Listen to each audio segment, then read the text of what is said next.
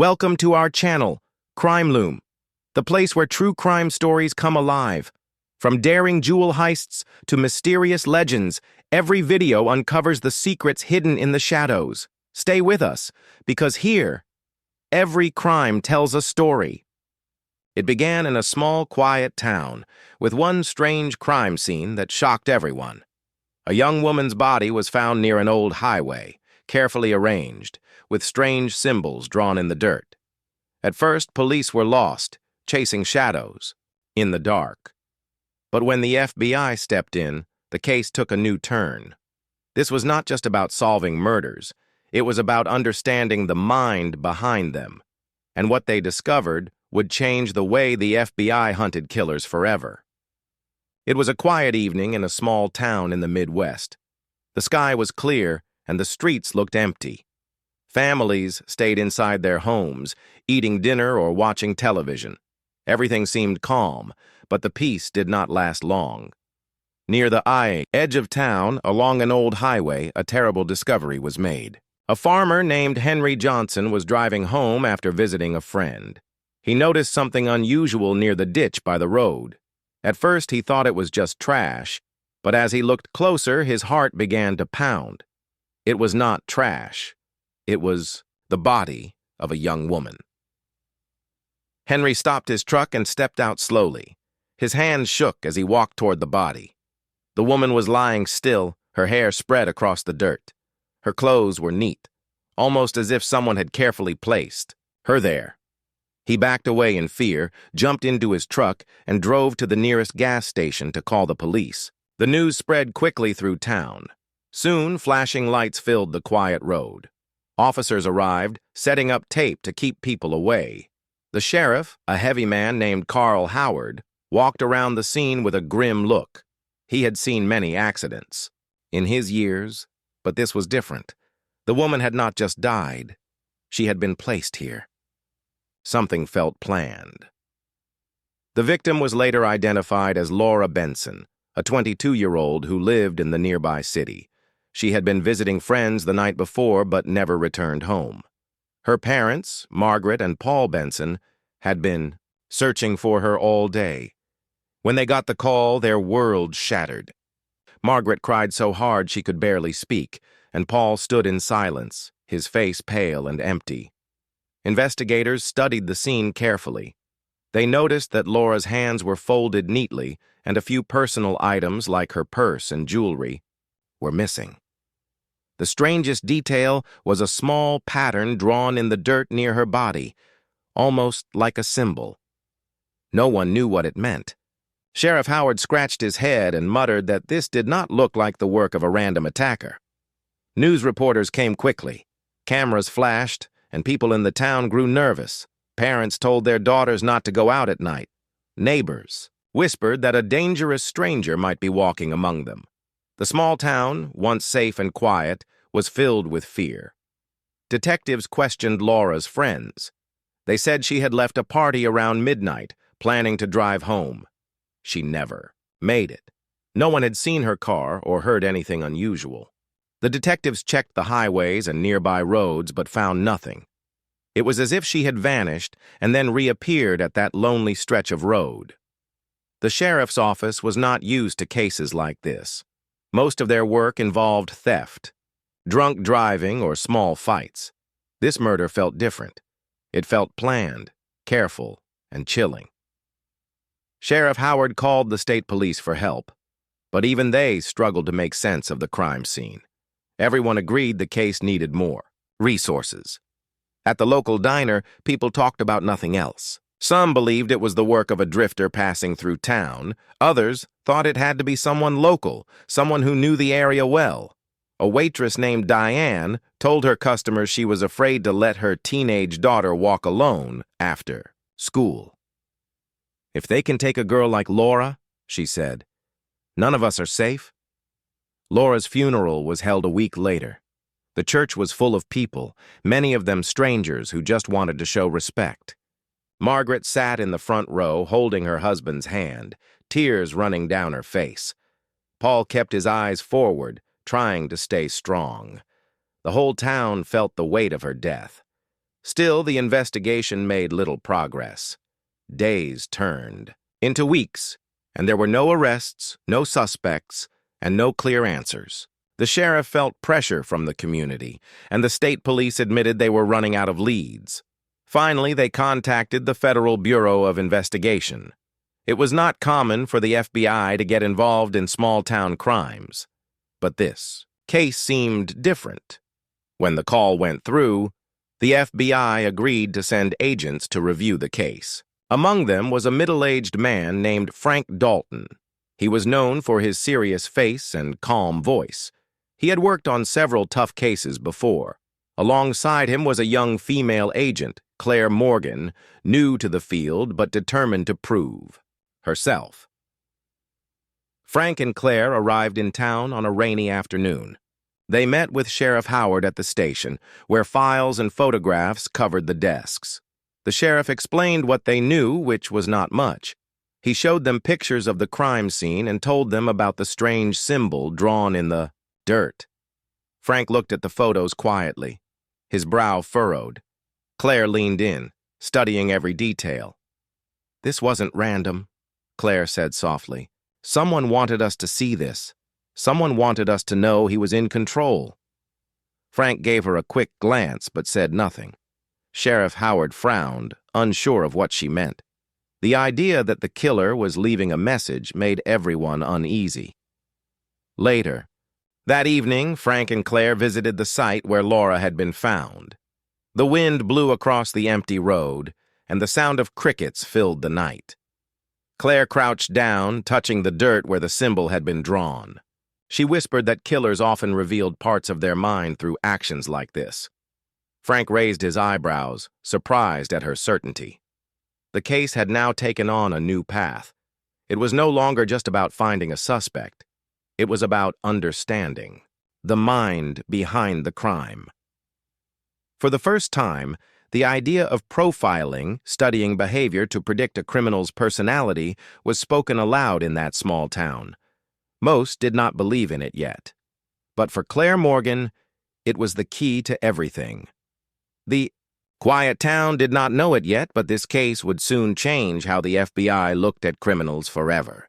Frank Dalton sat in the sheriff's office, flipping through the thick folder of reports. His eyes moved slowly, studying every detail of the interviews, maps, and photographs. Sheriff Howard leaned back in his chair, rubbing his temples. "We've gone through everything twice," the sheriff said. "But nothing sticks. It's like he's invisible." Claire Morgan sat quietly across the table. She was younger than most agents, with sharp eyes that noticed details others missed. She held a notepad filled with small sketches and notes she had written while reviewing the scene. "He's not invisible," she said softly. "He wants us to think he is." Frank glanced at her but did not reply. He had worked long enough to know that cases like this took patience. Still, something in her tone caught his attention. Claire tapped her pen on the notepad. "He's careful. He's organized. Look at how he placed her body. That's not random. That's someone who needed control. That symbol in the dirt. It means something to him, not to us. He's showing us a part of who he is." Sheriff Howard frowned. "You're saying this guy is playing games?" "Yes," Claire replied. "And he's not finished."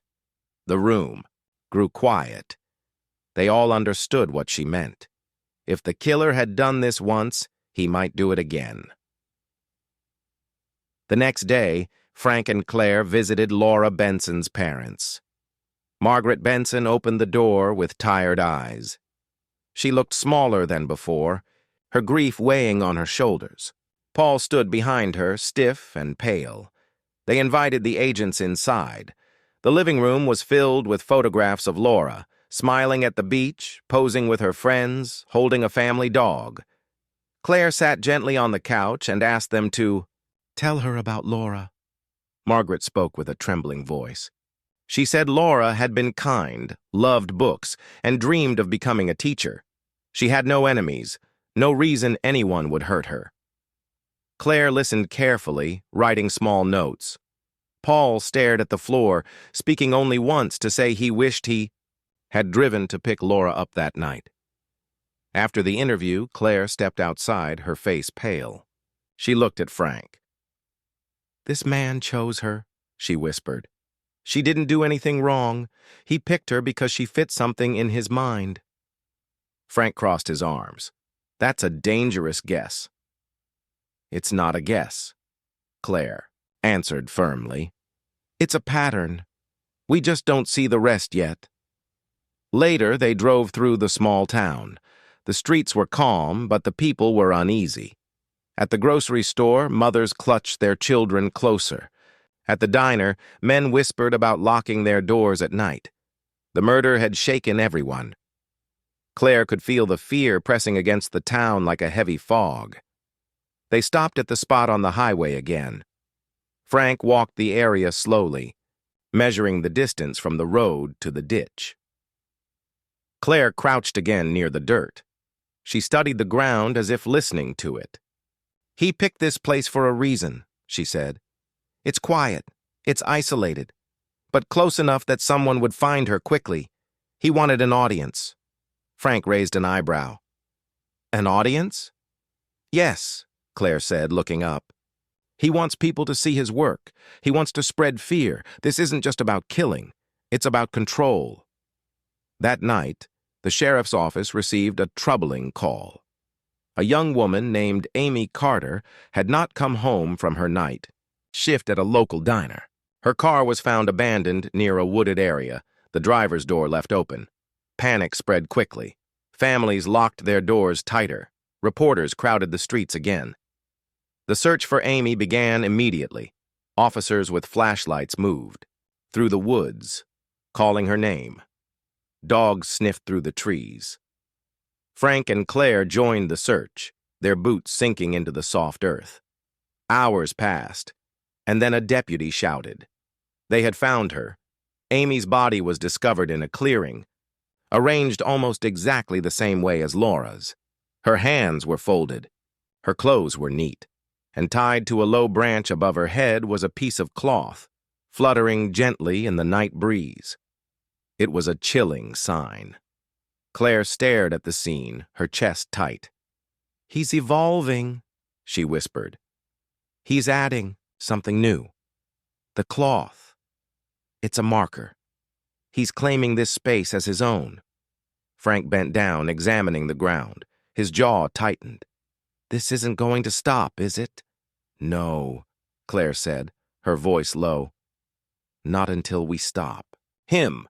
The town was now in full fear. The newspapers printed the story with bold headlines. "Serial killer strikes again." Parents refused to let their children walk to school. Women stopped going out alone. The community was trapped in fear, waiting for the next victim. Back. At the sheriff's office, Frank looked at the evidence laid out on the table. 2 victims, both young women, both arranged the same way. Missing items, strange symbols, a piece of cloth. It was a puzzle, but the pieces did not yet connect. Claire stood nearby, reading over the notes again and again. Finally, she spoke. "We need to stop looking only at the evidence. We need to look at the person behind it. Who would do this? Why would they need this kind of control? That's where we'll find him." Frank studied her for a long moment. "You really believe this profiling idea works?" "I don't just believe it," Claire said. "I know it." Sheriff Howard rubbed his face, tired and unsure. "Well, if you're right, then this town is dealing with a monster who knows exactly what he's doing." Claire nodded. "Yes, and he's already planning his next move." The case was no longer just a mystery. It had become a race against time. The next morning, Frank Dalton arrived early at the sheriff's office. His eyes were tired, but his mind was sharp. He sat at a desk covered with papers, photographs, and maps. Claire Morgan joined him soon after, carrying a cup of black coffee and her small notebook. She placed the cup in front of him without a word and opened the notebook. "We need to build him," she said softly. Frank looked at her. Build who? The man behind this, Claire replied. We have to build his mind on paper. If we understand him, we can find him. Frank leaned back in his chair. You're talking about profiling. Yes, Claire said, her voice steady. We take his actions, his choices, and his patterns, and we draw the shape of the person who would do this. Sheriff Howard, who had been standing near the window, turned and frowned. Sounds like guessing to me. It's not guessing, Claire answered.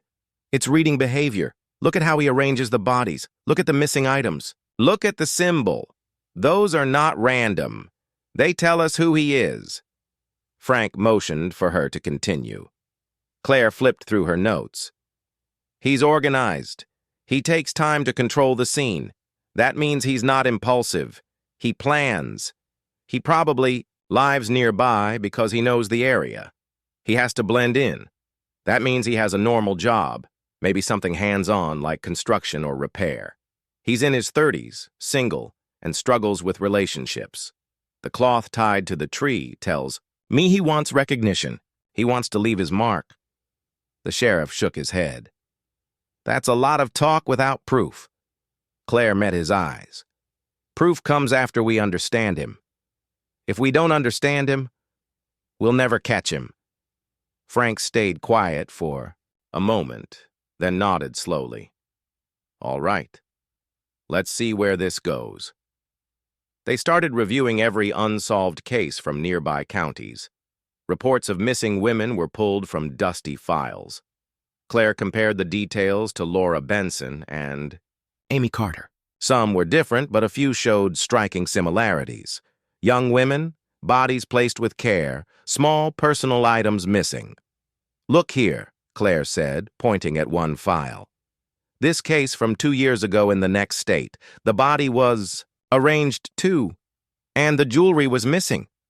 No one connected it before because the towns were far apart. But it's him. He's been practicing. Frank's eyes narrowed. So he's been at this longer than we thought. Yes, Claire said. Laura wasn't the first. She was just the first here. The discovery shook them. The killer was not just a local threat. He had been moving, leaving trails across state lines. That made him harder to find and more dangerous. Meanwhile, fear in the town grew stronger. Schools held meetings to teach safety. Churches prayed for protection. People stopped going out after dark. The local newspaper printed an editorial begging the police to bring the killer to justice. The sheriff felt the weight of the town's fear pressing down on him. Late one night, Frank and Claire sat in the station, the only light coming from a desk lamp. Claire drew circles and lines on a piece of paper, connecting the details. He keeps souvenirs, she said. That's why jewelry and purses are missing. He takes them to relive the crime. He probably hides them somewhere private, like in his home or his garage. That's where we'll find him. Frank rubbed his chin. If we make a list of men in town who fit this description, we'll still have dozens. Not dozens, Claire said. Think smaller. He's in his 30s, single, has a steady job, and probably keeps to himself. People might say he's polite but odd. That narrows it. The sheriff entered the room carrying a folder. We pulled records of men in town who were questioned before. Some of them live alone, work jobs like mechanics or truck drivers. One name that stands out is Eric Hall. He's 35, works as a mechanic, no wife, no kids. A neighbor said he sometimes walks late at night. Claire took the file quickly. The description matched the profile too closely to ignore.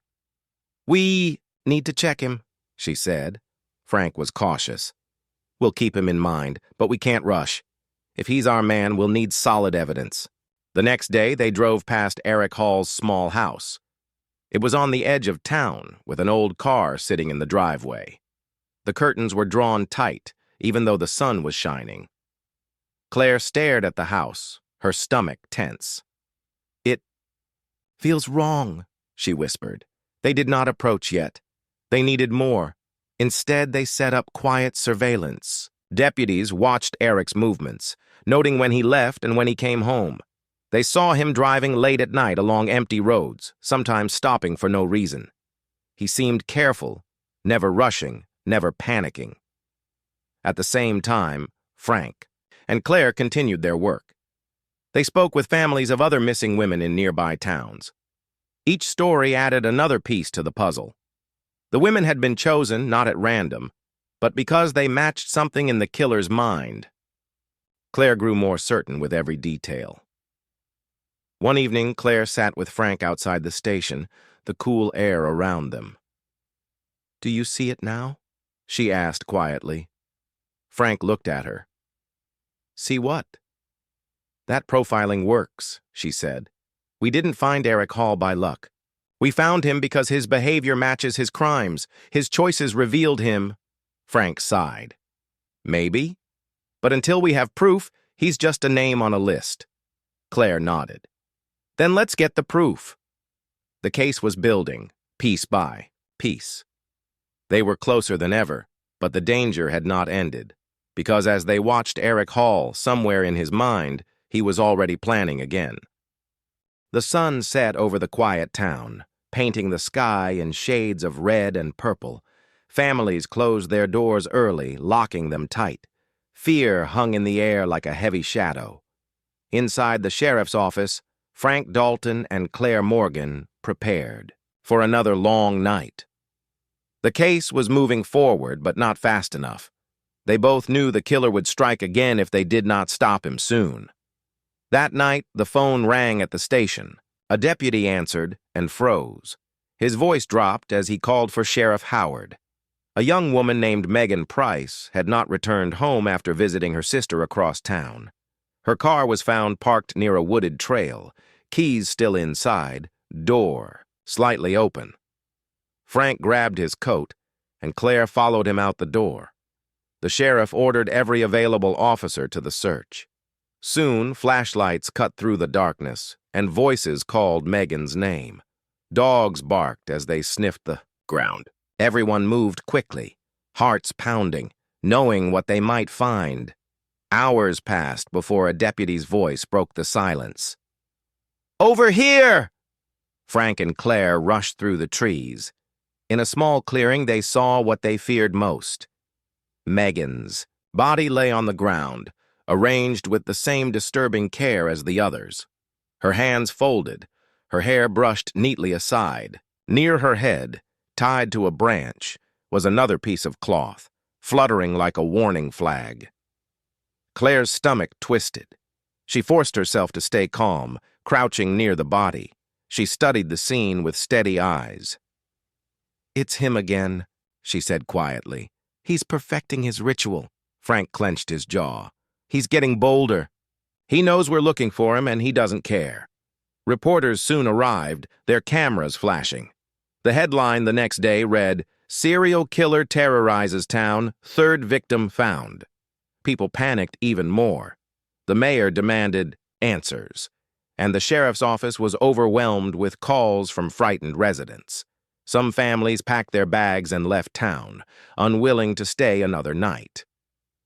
Back at the station, Claire spread photographs of all three victims across the table. She stared at them, her eyes sharp, her pen scribbling notes. "He's escalating," she told Frank. "The first victim had the symbol in the dirt. The second had the cloth tied to a tree. Now the third has both, more defined. He's building a pattern, a signature. It's like he's telling us who he is without speaking." Frank leaned over the table, his arms crossed. "And what does this signature say?" Claire looked up. "It says he wants to be remembered. He wants recognition. That's dangerous, because it means he'll keep going until he feels seen." Sheriff Howard entered the room, his face tight with anger. "People are screaming at me in the streets. They want this guy caught yesterday. We need to move on Eric Hall. He fits the profile.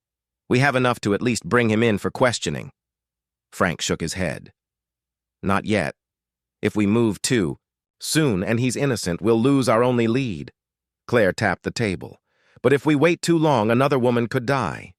The room grew silent. They all knew the weight of that choice. The next evening, deputies reported that Eric Hall had been seen driving near the same wooded area where Megan's body was found. It was late at night, and he had no clear reason to be there. They followed him from a distance, watching as he parked his car near an empty field and sat alone for almost an hour. Frank and Claire decided it was time to get closer. The following night, they sat in an unmarked car down the street from Eric's small house. The curtains were drawn tight, but a faint light glowed inside. Claire's eyes stayed fixed on the house. "He's planning," she said quietly. "You can feel it." Frank stayed calm, but his hand rested near his gun. "We need hard evidence," he reminded her. Suddenly, Eric's front door opened. He stepped out carrying a small bag. He locked the door behind him, got into his car, and drove away. Frank and Claire followed, headlights dimmed. The road was empty, the night silent except for the hum of engines. Eric drove slowly, circling. Back roads as if making sure he wasn't being followed.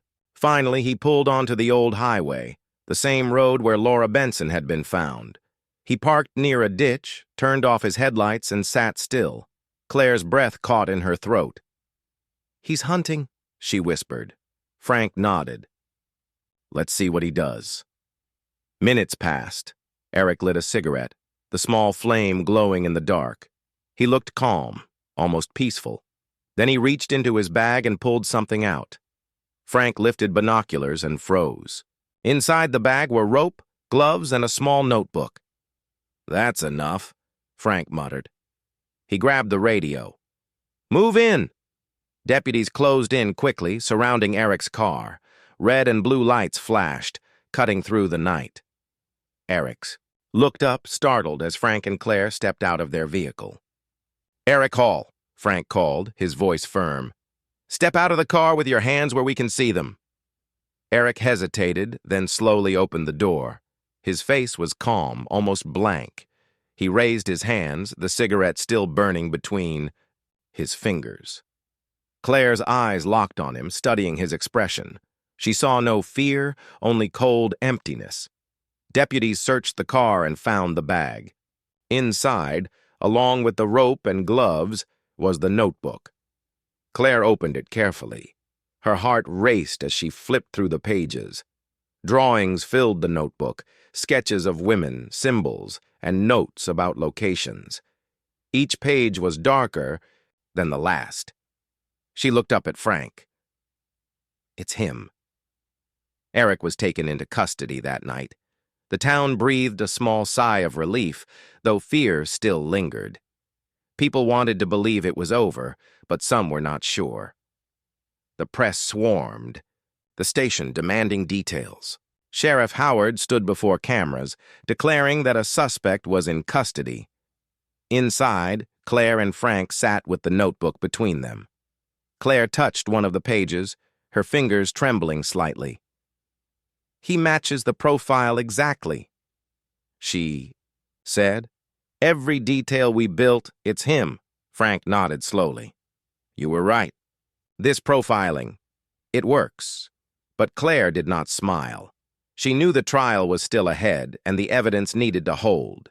She also knew that if they failed, the killings would continue. For now, though, Eric Hall was behind bars, and the town, though scarred, could finally sleep a little easier. The jail cell was quiet, except for the sound of footsteps in the hallway. Eric Hall sat on the metal bench, his hands resting on his knees. His face showed no fear, no anger.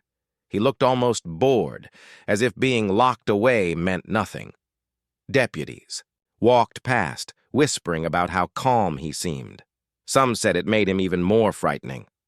At the sheriff's office, Frank Dalton and Claire Morgan reviewed the evidence again. The rope, the gloves, the notebook, and the late-night drives near the crime scenes all pointed to Eric. But Frank knew that suspicion was not enough. The courts needed solid proof, and a defense lawyer would fight hard to tear their case apart.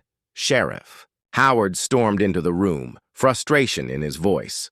The press is all over me. The mayor's demanding answers. I told everyone we caught the killer, but if this falls apart, it'll be my head. Claire looked up calmly. We have enough to hold him, but to convict him, we need more. We need to connect him directly to the victims. Frank nodded. Let's search his house again, top to bottom. If he kept souvenirs, they'll be there. The next morning, a team of agents and deputies executed a search warrant at Eric's home. The small house smelled of oil and grease, a mechanic's place. Tools hung on the walls, and car parts were stacked in the garage.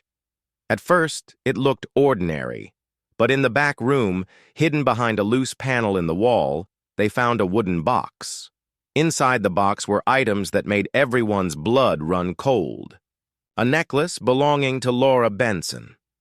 A purse that matched Amy Carter's description. A silver bracelet engraved with Megan Price's initials. And beneath them all, folded pieces of cloth, similar to the ones tied at the crime scenes. Claire's. Hands trembled slightly as she lifted the items. He kept them, she whispered. Souvenirs, proof of what he did. Frank's jaw tightened. This is what we needed. Now he can't deny it. When Eric was shown the items during questioning, he stayed silent. His eyes were blank, his mouth closed. Frank tried speaking to him directly. Why did you do it, Eric? Why those women? What did they mean to you? Eric stared at the table. After a long pause, he spoke in a low voice. They were mine. For a moment, they belonged to me. Claire leaned forward, her voice steady. And the symbols? The cloth? Why leave those behind? Eric looked at her with cold eyes. So you'd remember me, so you'd never forget. The room grew heavy with silence.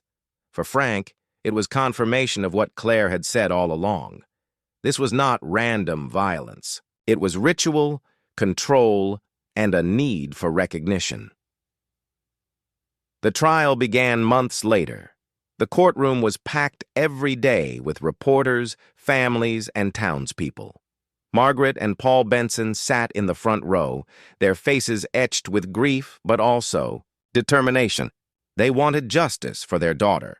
The prosecution laid out the evidence carefully. They showed the souvenirs found in Eric's home.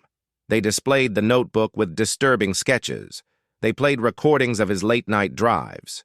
And, most powerful of all, they presented Claire Morgan's testimony.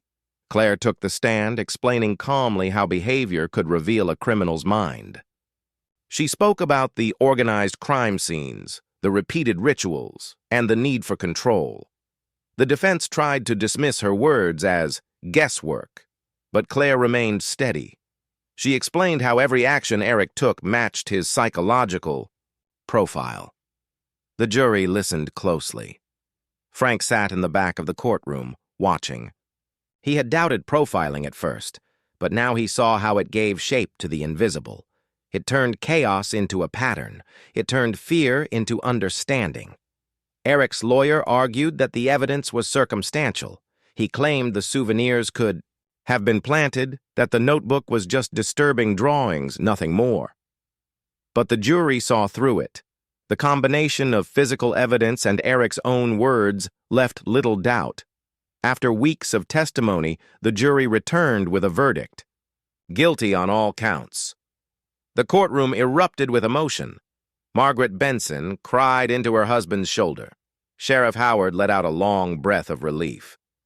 Reporters rushed outside to deliver the news to the waiting cameras. Eric Hall sat motionless. As the judge read the sentence, life in prison without parole. He showed no anger, no sadness, just the same cold emptiness as before. For him, it seemed, the trial was only another stage of his game. But for the town, it was closure. The fear that had haunted every street and home began to lift. People unlocked their doors again. Children played outside once more.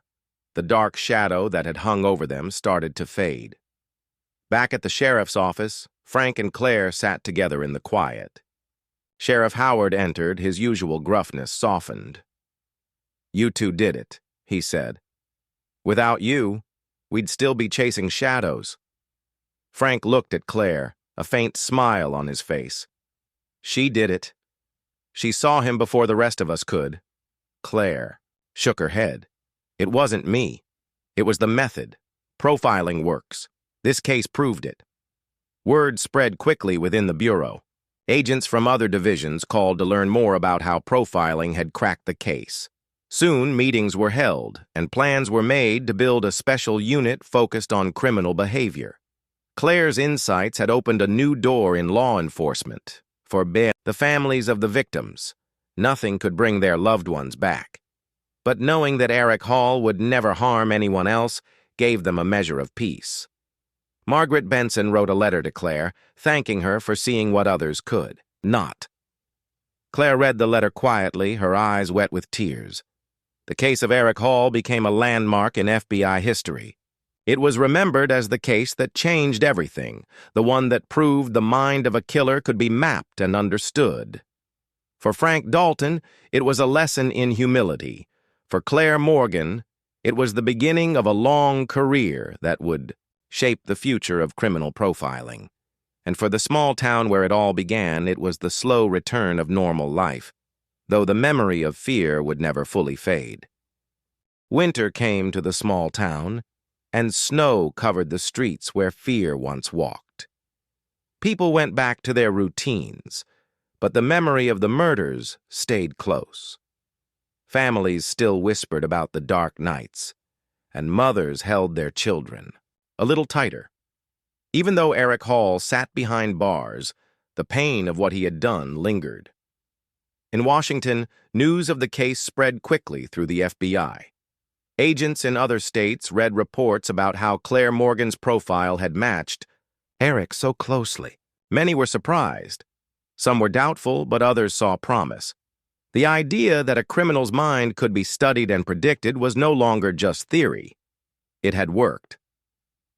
Frank Dalton was called to headquarters to give a full report. He stood before senior officials, explaining how the case unfolded. Claire sat beside him, her notes neat and precise. She spoke about the patterns, the way Eric arranged his victims, the objects he took, the symbols he left. She explained how these details revealed who he was long before the evidence was found. One director leaned forward. "Are you saying this method could be used in other cases?" Claire nodded. "Yes. Every crime scene tells a story. Every action reflects the person behind it. If we learn to read those signs, we can narrow suspects faster, even predict who might strike again." Some officials exchanged glances. One man muttered, "It sounds risky. Too much guesswork." Frank spoke then, his voice calm but firm. "It's not guesswork. Without profiling, we wouldn't have caught Eric Hall." The evidence alone was scattered. Profiling gave us direction. It turned confusion into a clear path. The room grew quiet. The directors understood the weight of his words. Back in the small town, Sheriff Howard noticed the change in how people looked at his department. At the diner? Townsfolk shook his hand, thanking him for bringing peace back. But he knew the real thanks belonged to the agents who had come from outside. Sometimes he caught himself replaying those nights in his mind. The flashlights in the woods, the bodies in the clearings, Claire's calm voice explaining what the killer wanted them to see. For Claire, the aftermath was both rewarding and heavy. She received letters from families of victims, some offering thanks, others asking if profiling could help solve their unsolved cases. She answered when she could, but she knew she couldn't save everyone. The weight of lives lost pressed on, her reminding her that the work was only beginning. Frank noticed the change in her, too. One evening, after a long day of meetings, they sat outside a hotel in Washington, sipping coffee. Snowflakes fell gently around them. "You've carried a lot on your shoulders," he said. Claire looked down. "I keep thinking about Laura, Amy, and Megan. If we had figured it out sooner, maybe one of them would still be alive." Frank sighed. "That thought never goes away. But you gave them justice. You gave their families answers. That matters. Claire nodded, though the sadness stayed in her eyes. Months passed, and the Bureau formed a small group of agents dedicated to studying criminal behavior. They called it the Behavioral Science Unit. At first, it was only a handful of people, including Claire. They reviewed old cases, tested theories, and worked alongside field agents on active investigations. Some mocked the new unit, calling them mind readers. But when results came, the laughter faded. Meanwhile, Eric Hall sat in prison, his life reduced to steel bars and concrete walls. Guards said he rarely spoke, but sometimes he smiled to himself as if remembering something only he understood. Other inmates avoided him. His cold silence unsettled even the toughest men. Claire visited the prison once, months after the trial. She sat across from Eric in a small room, glass between them. He picked up the phone slowly, his eyes locked on hers. "You came back?" he said in a low voice. "I needed to understand," Claire replied. Eric tilted his head. "Understand what?" "Why you did it," Claire said. "Why those women?" He smiled faintly. "They were perfect. They fit. And I wanted them to be mine." Claire felt a chill run through her, but she kept her voice steady. "And now? Do you feel powerful here?" Eric's eyes darkened. "Power is in memory. They'll never forget. Me. And neither will you." She ended the meeting, walking away with heavy steps. That night, she wrote in her journal that monsters did not always look like monsters. Sometimes they looked like ordinary men in small towns, hiding behind polite smiles. Frank saw how much the case haunted her, but he also saw how it shaped her into a stronger agent. He reminded her that profiling was not about glorifying the killer, but about stopping the next one. She carried that reminder into every new case. Years later, the Eric Hall case was still taught to new FBI agents. It was remembered as the one that proved profiling was more than an idea. It was a tool. The case showed that behind every crime, seen was a mind leaving clues waiting to be understood. For the small town, life eventually returned to normal rhythms. The diner buzzed again with laughter. Children rode their bikes through the streets, and the highway grew quiet once more. But the memory lingered, like a scar that never fully healed. People remembered the fear, but they also remembered the strength of those who faced it. And for Claire Morgan, the case was only the beginning. She would go on to work many more investigations, some darker and more complex than she could imagine.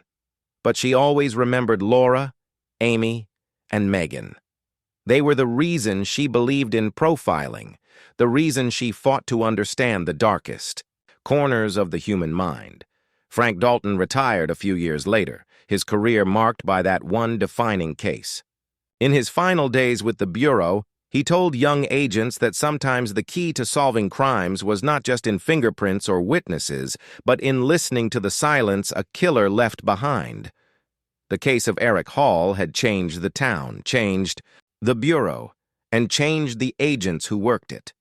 It stood as proof that even in the darkest crimes there were patterns, and through those patterns there was hope for justice.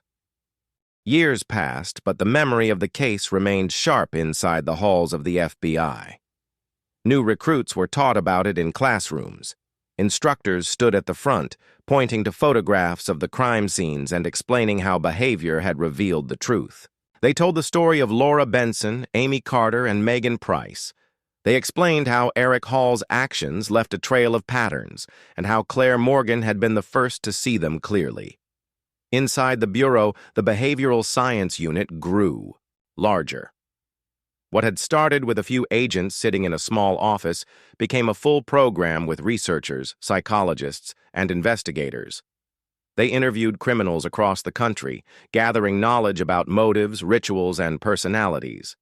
They built systems for predicting how killers might act, and they used that knowledge to help police departments in towns that felt hopeless. Claire remained at the center of it. She traveled from state to state, working on cases that frightened. entire communities. Each time she walked into a new police station, she carried the lessons from Eric Hall's case with her. She told officers to look at more than just evidence. She told them to see the story the criminal was trying to tell through his crimes. Frank Dalton, now retired, sometimes read about her work in the papers. He lived quietly in a small house near the coast, fishing in the mornings and sitting by the fire at night. But when young agents visited him, asking about the famous case, he always said the same thing. Profiling didn't just catch Eric Hall, it changed how we think. It gave us a new way to fight back. In the small town where it began, life had moved on, but the story was never forgotten. The diner where people once whispered about the killer now had a framed newspaper article on the wall titled, "Inside the Case That Changed FBI Profiling Forever." Schoolchildren sometimes asked their parents about it, and the parents would tell them how fear once hung over every streetlight and how relief finally came when justice was served. Margaret and Paul Benson grew older, carrying the grief of their daughter's loss. Yet they found comfort in knowing her death had not been in vain. Her case had sparked a change that saved lives far beyond their town. Paul once told a local reporter, "If understanding how that man thought can keep another girl safe, then at least some good came from our pain." Eric Hall remained in prison, serving life without parole. Guards still said he was quiet, rarely speaking, often staring into the distance as if lost in thought. Sometimes he scribbled on scraps of paper, drawing the same strange symbols he once left at his crime scenes. They meant nothing to anyone else, but to him, they were a reminder of the control he once had. In time, he faded from the news, becoming just another inmate in a gray uniform. But the legacy of his crimes did not fade.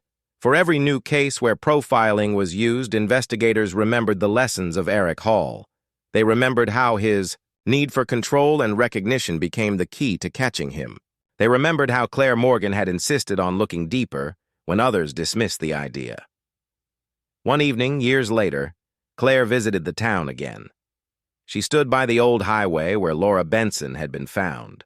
The road was quiet, the ditch covered in grass. Cars passed now and then, but the place still carried a silence that felt heavy. Claire closed her eyes for a moment, remembering the flashing lights, the nervous deputies, the fear that once filled the air.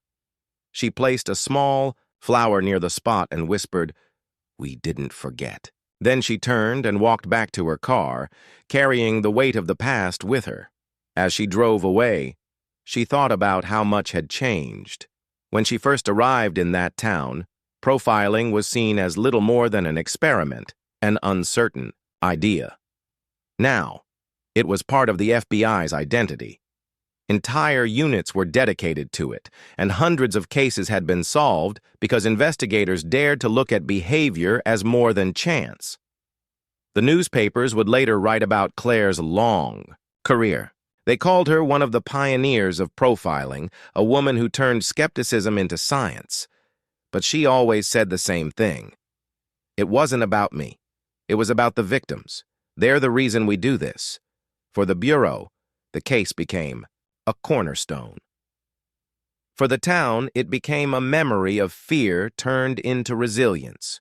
And for the world of law enforcement, it became proof that even in the darkest crimes, the mind of the killer could be uncovered, studied, and used to bring justice. The phrase, "inside the case that changed FBI profiling forever," was repeated in books, lectures, and documentaries. But behind the title were real people, real lives, and real loss. Laura, Amy, and Megan were not just names in a file. They were daughters, friends, and dreams cut short. Their story lived on, not only as a warning but also as a turning point. Claire often said that profiling was not about staring into evil for its own sake. It was about giving voices back to those who had been silenced. It was about stopping the next killer before he could strike. And though the work was never easy, she carried that belief with her until the end of her career. The case of Eric Hall was closed, but its shadow stretched far into the future. From small-town police stations to the highest levels of the FBI, the lessons of that case remained alive. It proved that even when fear spread through quiet streets, even when darkness seemed unstoppable, there was always a way forward. Through patience, understanding, and the courage to see patterns where others saw chaos, justice could be found. And so the story of that case did not end with a verdict or a prison sentence. It lived on in every investigation that followed, every life saved, and every family who found answers because someone dared to study the mind of a killer. It was and would always be the case that changed FBI profiling forever. You've just seen another chilling story from the world of true crime, but there are many more secrets waiting to be uncovered. Subscribe to Crime Loom, and join us as we unravel more heists, mysteries, and untold legends. Don't miss what's coming next, because in the world of crime, the truth is always stranger than fiction.